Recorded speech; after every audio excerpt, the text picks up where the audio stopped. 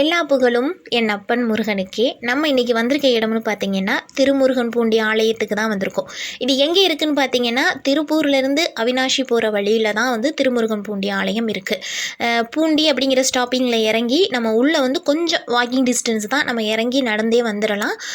கோயில் வந்து பார்த்திங்கன்னா இங்கே உள்ள சிறப்புகள் நிறையா இருக்குது. அதில் வந்து நம்ம ஒரு சில சிறப்புகளை மட்டும்தான் இந்த வீடியோவில் வந்து நம்ம பார்க்குறோம். ஏன்னா பேசிக்கிட்டே இருக்கலாம், அந்த சிறப்புகள் அவ்வளோ சிறப்புகள் பெற்ற இடம் தான் இது.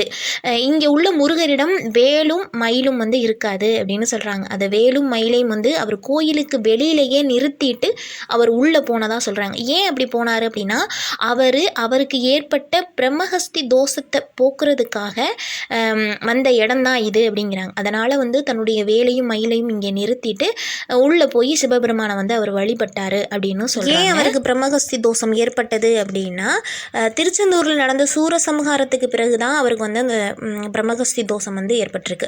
அதை வந்து போக்கணும் அப்படிங்கிற நாடி தான் அவர் வந்து இங்கே வந்திருக்கார். இங்கே வந்து 3 தீர்த்தங்கள் இருக்குது. அதாவது பிரம்ம தீர்த்தம், ஞான தீர்த்தம், சுப்பிரமணிய தீர்த்தம். அந்த 3 தீர்த்தத்திலையும் அவர் நீராடி சிவபெருமானை வழிபட்டதாக வந்து சொல்கிறாங்க.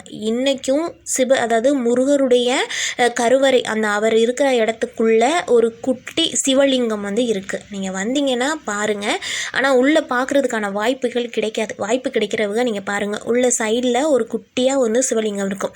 அந்த சிவலிங்கம் வந்து முருகரே வந்து செஞ்சார். அதாவது மண்ணால் அவர் செஞ்ச, அன்னைக்கு மண்ணால் செஞ்சார், இன்றைக்கி மண்ணால் இருக்கான்னு கேட்காதீங்க. அவர் வந்து எழுப்பின அந்த லிங்கம் தான் வந்து அந்த சிவலிங்கம் அப்படின்னு சொல்கிறாங்க. உள்ள கோயிலுக்குள்ளே அழகாகவே இருக்கும் அந்த சிவலிங்கம். இங்கே பூஜை பண்ணி தான் அவருடைய அந்த பிரம்மஹஸ்தி தோஷத்தை வந்து முருகப்பெருமாள் வந்து போக்குனார் அப்படின்னு சொல்கிறாங்க.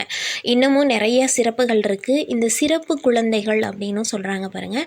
அந்த குழந்தைகள் வந்து இங்கே உள்ள இந்த 3 தீர்த்தத்துலேயும் நம்ம நீராடி கோயிலை வந்து வலம் வந்தால் 18 முறை சொல்கிறாங்க. அவங்கவுங்களுடைய உடல் நிலையை பொறுத்து நீங்கள் வந்து அப்படி செஞ்சுக்கலாம்.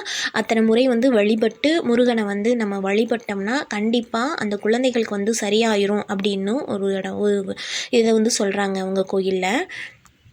சுந்தரமூர்த்தி நாயனாரால் பாடல் பெற்ற திருத்தலம் இந்த திருத்தலம். அதாவது எப்படி பாடல் அப்படின்னா, சிவபெருமானை திட்டி ஒரு பாடல் பாடியிருக்காரு அப்படின்னு சொல்கிறாங்க. அதற்கான வரலாறு என்னன்னு பார்க்கலாமா? சுந்தரமூர்த்தி நாயனார் வந்து ஒரு சமயம் சோழ தேசத்தில் இருந்து சேர மன்னனை போய் சந்தித்து அவர்கிட்ட வந்து நிறைய பாடல்களெல்லாம் பாடி சேர தேச மன்னரிடம் வந்து நிறைய பொன்னும் பொருளும் பரிசுகளை பெற்று அவர் வந்து திருப்பி வந்து ரிட்டன் வந்து சோழ தேசத்துக்காக வந்து பயணம் வந்து மேற்கொண்டு இருக்காரு. அப்படி அவர் கடந்து போகும்போது திருமுருகன் பூண்டி ஆலயத்தை வந்து அவர் கடந்து போறாரு. ரொம்ப வந்து இருட்டாயிருச்சு அப்படிங்கிற நாடி அவருக்கு வந்து அந்த இடம் தெரியாம அவர் வந்து அதை தாண்டி போயிடுறாரு. தாண்டி போய் ஒரு விநாயகர் ஆலயத்துல வந்து அவர் வந்து தங்கியிருக்கிறாரு. அப்படி அவர் நைட்டு தங்கியிருக்கும் போது சிவபெருமான் வந்து நம்மளை தாண்டி அவர் போயிட்டாரு அப்படின்ட்டு ஒரு சின்ன ஒரு நாடகம் நடத்தலாம் அப்படின்ட்டு அவர்கிட்ட இருந்த அந்த பொன்னையும் பொருளையும் வந்து சிவபெருமான் வந்து திருடி கொண்டு வந்து, இப்போ நான் காட்டினேன் பார்த்தீங்களா, அந்த பைரவருக்கு முன்னாடி உள்ள ஒரு இடத்துல நிறைய காசு போட்டு வச்சுருந்தாங்க பாருங்கள். அந்த இடத்துல வந்து அவர் வந்து எல்லா இதையும் வந்து ஒழிச்சு வச்சுருந்ததாக வந்து சொல்கிறாங்க. உடனே காலையில் அவர் வந்து சுந்தரர் வந்து முழிச்சு பார்க்குறாரு. அவர்கிட்ட இருந்த எந்த பொருளுமே இல்லை அப்படின்னோடனே அவர் வேமா சுந்தரமூர்த்தி நாயனார் வந்து சிவபெருமானை வந்து பார்த்து ரொம்ப திட்டி ஆவேசமாக வந்து பாடல் பாடுறாரு. இந்த மாதிரி நான் வச்சுருந்த பொருள் எல்லாத்தையும் இழந்துட்டேன் அப்படின்னு சொல்லி அந்த பாடலை வந்து அவர் பாடுறாரு. பாடினோடனே சிவபெருமான் வந்து காட்சி கொடுத்து சொல்கிறாரு, உங்கள் மூலியமாக நான் ஒரு பாடல் பெறுறதுக்காக தான் இந்த லீலை செஞ்சேன் அப்படின்னு அவர் சொல்கிறாரு. சொல்லி அவருடைய இழந்த பொருட்களை எல்லாமே வந்து திருப்பி சுந்தரமூர்த்தி நாராயணர் வந்து அவர்கிட்ட வந்து எல்லாத்தையும் கொடுக்குறாரு. சுந்தரர்கிட்ட வந்து அவர் எல்லாத்தையும் கொடுக்குறாரு. அவர் வந்து எல்லாத்தையும் வந்து அவர் வாங்கின காட்சி, அந்த எல்லா பொருளோடையும் அவர் நிற்கிற மாதிரி ஒரு காட்சியும் வந்து நம்ம கோயிலில் வந்து இருக்குது. கோயிலுக்கு உள்ளே நுழையும் போதே என்ட்ரன்ஸில் சைடில் இருக்கும். அப்போ சிவபெருமான் வந்து வேடமிட்டு போனார் பாருங்கள், திருடன் மாதிரி. அந்த வேட காட்சியும் வந்து முன்னாடி இருக்கும். வந்தீங்கன்னா எல்லாத்தையுமே கொஞ்சம் கவனமாக பார்த்துக்குங்க. அதனால தான் சொல்லுவாங்க, இழந்த பொருட்களை வந்து நம்ம மீட்கணும் அப்படின்னா இந்த இடத்துக்கு வந்தால் கண்டிப்பாக அது கிடைக்கும் அப்படின்னு சொல்கிறாங்க. இங்கே 63 நாயன்மார்களுடைய உருவமும் வந்து இருக்கும். எல்லா சிவாலயங்களையும், முக்கியமான சிவாலயங்கள் எல்லா ஆலயங்களையுமே இருக்கிற மாதிரி இங்கேயுமே இருக்குது. கோயில் வந்து உள்ளே பார்க்குறதுக்கும் ரொம்ப பிரம்மாண்டமாக ரொம்ப அழகாக இருக்கும். அதாவது நம்ம நிறைய கோயில்களில் பார்த்துருப்போம்ல, கோபுரங்கள்லாம் கலராக வந்து பெயிண்ட் பண்ணியிருப்பாங்கல்ல, ஆனால் இங்கே ஒரே கலரில் தான் பெயிண்ட் பண்ணியிருப்பாங்க. ரொம்ப பார்க்குறதுக்கு அழகாக இருக்கும். இங்கே பாருங்கள், நம்ம ஆறுமுகருடைய கருவறை இதுதான். உள்ள க்ளோஸ்அப்லலாம் போய் எடுக்கக்கூடாது. நான் வந்து ஒரு வீடியோ வந்து ஒரு குட்டி ஒரு ஷார்ட் வந்து நம்ம வீடியோவிலே வந்து லாஸ்ட்டாக வந்து காமிச்சிருக்கேன். முருகரை வந்து க்ளோஸ்அப்பில் அவருடைய ஆறுமுகமும் நம்மளுக்கு தெரிகிற மாதிரி நீங்கள் வந்து லாஸ்ட்டாக வந்து அதை பார்த்துக்குங்க.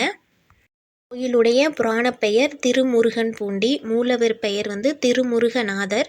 தாயார் பெயர் வந்து ஆவுடைய நாயகி மங்களாம்பிகை அப்படின்னு அவங்களுக்கு நிறைய பெயர் இருக்குது. எந்த மாவட்டம் பார்த்திங்கன்னா திருப்பூர் மாவட்டம். இங்கே பாடல் பாடியவர் வந்து சுந்தரர். தலம் 10 கொங்கு நாட்டு தலம், அதாவது கொங்கு நாட்டில் உள்ள திருக்கோயில் தான் இது. ரொம்ப சிறப்பு வாய்ந்த இடம்தான் இந்த கோயில். நம்ம இப்போ பார்க்குறது பார்த்திங்கன்னா பிரம்ம தீர்த்தம், ஃபஸ்ட்டு தீர்த்தம். இங்கே தான் ஃபஸ்ட்டு குளிக்கிறாங்க. செகண்ட் பார்த்திங்கன்னா ஞான தீர்த்தம், அடுத்து வந்து சுப்பிரமணிய தீர்த்தம்.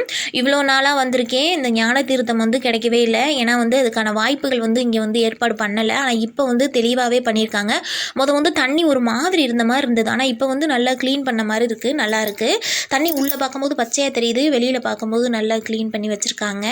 சுற்றி பார்த்திங்கன்னா இந்த நாகர் சிலை அப்படின்னு சொல்லுவாங்கள்ல, இதெல்லாம் வேண்டுதலுக்காக வச்சுருப்பாங்க நினைக்கிறேன். ரொம்ப அழகாக இருக்குது. இவ இப்போதும் வந்து பார்த்துட்டு தான் போகிறது இந்த இடத்த. இந்த தடவை தான் வந்து தீர்த்தம் கிடச்சிருக்கு அப்படின்னு ரொம்ப சந்தோஷமாக இருந்தது.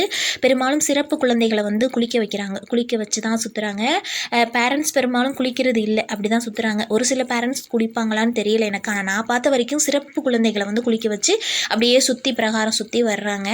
இங்கே வந்து முருகப்பெருமாள் 48 நாள் வந்து இந்த தீர்த்தங்களில் வந்து நீராடி சிவபெருமானை வழிபட்டதாக வந்து சொல்கிறாங்க.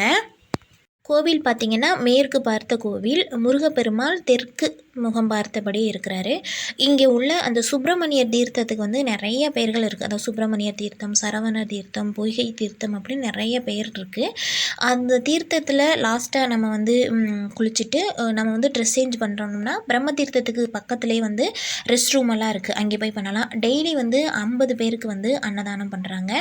எல்லா வசதிகளுமே கோயிலில் வந்து நம்மளுக்கு வந்து ஏற்பாடு பண்ணியிருக்காங்க. மயிலையும் வேலையும் அவர் வெளியில் விட்டுட்டு போனார் அப்படிங்கிற நாடியும் ஒன்றுமோ தெரியல, இந்த மயில் வெளியிலே நின்றது பார்க்குறதுக்கு அவ்வளோ அழகாக இருந்தது. முருகருடைய, நான் சொல்லியிருந்தேன்ல, முருகருடைய கிட்டத்தில் எடுத்த காட்சி தான் இது. நம்ம உங்களுக்கு தெரியுதா முகம்? இப்போ பாருங்கள், பின்னாடி காட்டுறாரு பாருங்கள் தீபம், அங்கே தான் வந்து அவருடைய 6வது முகம் இருக்குது. அதை நம்ம எப்படி பார்க்க முடியும் அப்படின்னா, பின்னாடி பெரிய கண்ணாடி வச்சுருக்காங்க, அதில் வந்து அவருடைய 6வது முகத்தையும் நம்மால் பார்க்க முடியும். இந்த சுப்பிரமணிய தீர்த்தம் வந்து ரொம்ப விசேஷம் என்ன அப்படின்னா, இந்த கிணறு வந்து நந்தி பகவானுக்கு அடியில் இருக்கிற கிணறுகளில் இது 2வது கிணறு அப்படிங்கிறாங்க. அதனால் ரொம்ப விசேஷமான இடம் இது அப்படின்னு சொல்கிறாங்க. வாய்ப்பு இருக்கிறவங்க கண்டிப்பாக வந்து முருகரை வந்து கண்டிப்பாக வந்து தரிசனம் செஞ்சுட்டு போங்க. அவருடைய 6 முகமே வந்து நம்மளால் வந்து பார்க்க முடியும் அப்படின்னா நம்ம கண்டிப்பாக வரலாம். வந்து கண்டிப்பாக முருகருடைய அருளை பெற்று செல்லுங்க. நம்ம வீடியோவை இவ்வளோ நேரம் பார்த்த உங்கள் எல்லாருக்கும் முருகன் அருள் கிடைக்கணும்னு நான் முருகர்கிட்ட வேண்டிக்கிறேன். நீங்களும் எனக்காக முருகர்கிட்ட வேண்டிக்குங்க. எங்கும் பரவட்டும் என் அப்பன் முருகனின் புகழும் பெருமையும். எல்லா புகழும் என் அப்பன் முருகனுக்கே. வெற்றிவே